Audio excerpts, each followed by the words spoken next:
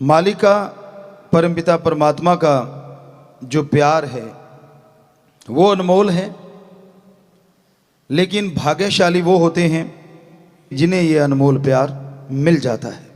प्यार के आज के दौर में मीनिंग्स बदल गए हैं, मायने बदल गए हैं, क्योंकि लोग सोचते हैं कि जो दुनियावी रिश्ते हैं शायद यही प्यार है। जितने भी दुनियावी रिश्ते हैं उनके लिए भावना है, एक हद तक आप उस रिश्ते से वो भावना निभा सकते हैं। हद से जब आप गुजर जाते हैं तो वो मोह ममता बन जाता है, जिसके लिए आने वाले समय में आपको दुख भोगने होंगे। हद से ज्यादा प्यार किसी से भी कोई करता है, मालिक ना करे, उनमें से अगर कोई चला जाता है तो दूसरा रहे कैसे। हद से ज्यादा प्यार एक से ही करो जो कभी जाता नहीं, और वो है ओम हरि अल्लाह वाहिगुरु सतगुरु राम। कभी बिछोड़ा नहीं देता, कभी दूर नहीं होता, हर पल हर समय हमारे साथ रहता है, कण कण में जर्रे जर्रे में वो मौजूद है। तो ऐसे परम पिता परमात्मा को अगर सच्चे दिल से याद करोगे, तड़प के याद करोगे, तो उससे एक बार तार जुड़ गई, वो तार टूटती नहीं। चाहे काम वासना क्रोध लोभ मोह अहंकार मन माया कितना भी जोर लगा लें, वो तार इतनी जबरदस्त तरीके से जुड़ती है, उसके लिए दुनिया या ये सातों चोर कोई मायने नहीं रखते। पर इसके लिए पहले अभ्यास जरूरी है, सुमरन करना जरूरी है। तो आप जब भी आपको समय मिले कोशिश कीजिएगा एकांत में या अपने कमरे में, डिम लाइट, अगर अंधकार में आपको डर नहीं या ऐसा फील नहीं होता कुछ, तो बिल्कुल अंधेरे में आप बैठे, पालथी मार के जैसे आप बैठे हो, अपना ध्यान यहां जमा के और सुमरन कीजिए। बड़ा मजा आता है। कई बार होता है क्या और भी सॉल्यूशन है। ठीक है, आपके कमरे में लाइट है, आपको लगता है कोई आपके साथ हैं परिवारजन, वो अंधेरे में नहीं सो सकते, तो एक पट्टी बना लीजिए कपड़े की, हल्की सी कॉटन की या जो भी कपड़ा देसी जैसा आपको लगे, अच्छी धुली हुई हो, बढ़िया फ्रेश, खुशबू नहीं आनी चाहिए उसमें, तो वो अपनी आंखों पे बांध लो हल्का सा सुमरन के टाइम। बिल्कुल लाइट कपड़ा हो तो यकीन मानो वो लाइट में भी आपको अंधेरा महसूस होगा, और बाकी लाइट में पड़े हैं तो पड़े रहने दो। तो आपके लिए, क्योंकि आंखें डिस्टर्ब करती हैं। अब जब भी आप दिन में बंद करके देखो, एक रेडिश, एक लाल पर्दा सा आंखों के सामने दिखता रहता है, क्योंकि ये पलकें आंखों बचाने के लिए है, लेकिन इसके अंदर से लाइट हमारी आंखों में आती है, तो उससे क्या डिस्टर्ब होता है बंदा, उसका जो ध्यान है वो डिस्टर्ब होने लगता है।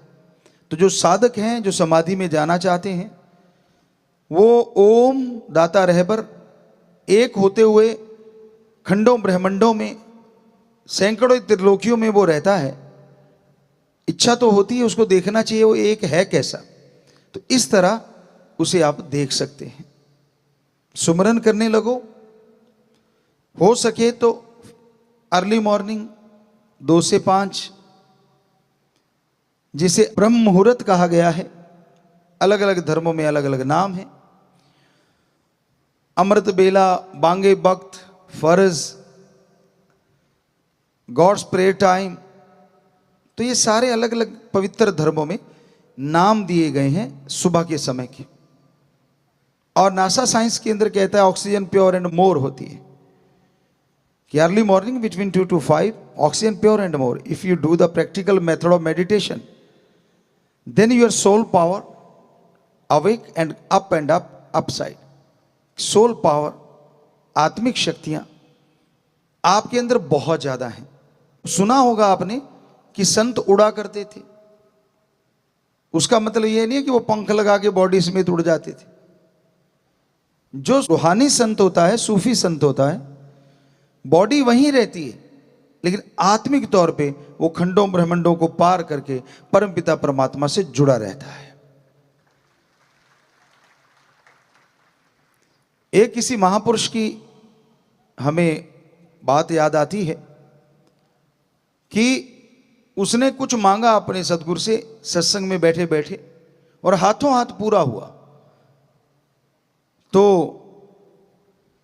उस मुर्शिद के पास जाके वो मुरीद बोला, गुरु के पास शिष्य गया और बोला, हे गुरु जी, आज मेरे साथ ऐसा हुआ, मैंने ये चीज मांगी मुझे पल में मिली, पहले नहीं हुआ।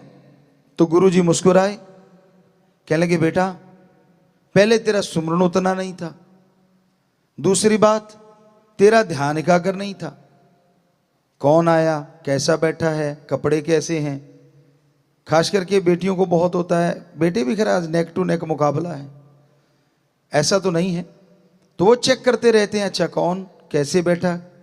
अरे भाई तू बैठ गया, दूसरे से क्या लेना है, लिब लगाना भगवान के साथ, पर इसी में निकल, अच्छा कौन सा कपड़ा, कितने रुपए का, बहनों में ये चल पड़ता है।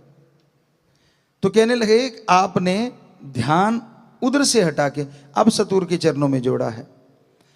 और कहता गुरुजी फिर आज एकदम से कैसे पूरा हुआ, क्योंकि कहते तू साधक है। गुरु कहने लगे आज तूने एकाग्र चित्त से सत्संग सुना, देखता रहा, और जब तू मांग रहा था तब हमारा ख्याल और हमारा हाथ अपने ओम हरि अल्लाह राम से जुड़ा हुआ था, इसलिए तूने जो मांगा डायरेक्ट मिल गया। अब सोचो आप, छोटी बात नहीं है ये।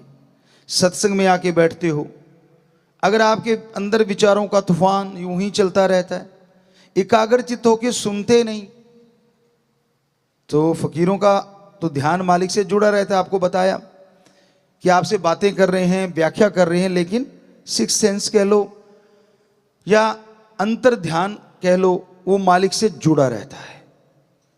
और जब मालिक की चर्चा होती है तो मालिक आपके अंदर तो है ही, लेकिन फिर वो जाहरा तौर पे भी घूमता होता, सबको आशीर्वाद देता है, और जैसी भावना वैसा फल मिलता रहता है।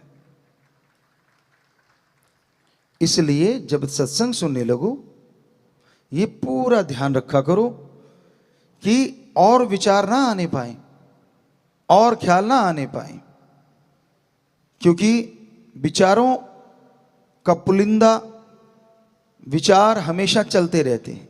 विचार शून्य दिमाग कभी नहीं होता। ऐसा कभी नहीं होता कि दिमाग में कोई विचार ना हो, हर पल हर क्षण। पर गुरु से क्या छुपाना। संत अगर कभी भी कह दें कि बोल बेटा क्या है, तो उस समय पता नहीं उनका मूड क्या होता है। अगर तूने बता दिया, हो सकता है वो समुद्रों के समुद्र तुझे पल में मिल जाएं, जो तू कल्पना के घोड़े दौड़ा रहा है या टेंशन लिए जा रहा है, हो सकता है वो हकीकत में हो जाए, वास्तविक रूप में आपके सामने आ जाए। वो तो कोई भाग्यशाली होता है जिसे फकीर ये कहे कि बोल बेटा। अदरवाइज संत सबके भले की चर्चा करते हैं, आपकी भावनाएं उनके द्वारा परमपिता परमात्मा के चरणों में जाती रहती हैं। जैसे आपने देखा है, फूलों को देखा हो कभी, उसमें से इत्र निकालते देखा हो कभी, दाने पीसते हुए किल्ली के साथ रह जाते, वो बच जाते हैं, लेकिन जो आटा बन जाते हैं वो उससे भी ज्यादा काम आते हैं। लेकिन दुनिया में ऐसा नहीं है। दुनिया में जो उस धुरे से मालिक से जुड़ा है वो ही बचता है, आटे का मतलब फिनिश हो जाता है, खत्म हो जाता है।